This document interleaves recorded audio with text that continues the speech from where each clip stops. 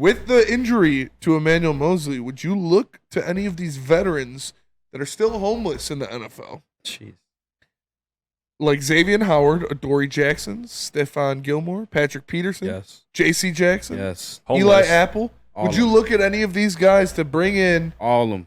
to give a little elderly love to that secondary? Absolutely. I want It's it. tough to I want identify it, these I want guys it. sometimes too, just because you don't know them personally. At least I don't know a lot of these guys personally. Like Stephon Gilmore, is he still hungry? Does he still got it? That feels like a guy that's a little bit hungry still. Obviously, he played very well for the Dallas Cowboys Played defense damn well last for the year. Cowboys last year.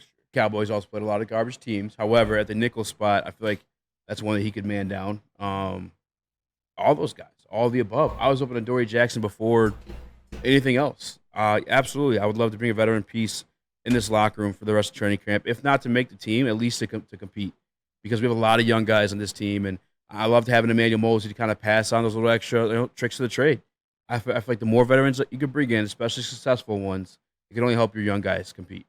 Yeah, and Steve Lehman says Howard wants 23 mils, so you're not going to bring in anybody Okay. like that. Well, that's not happening. Xavier Howard, he is a very talented cornerback for a Hard reason, pass.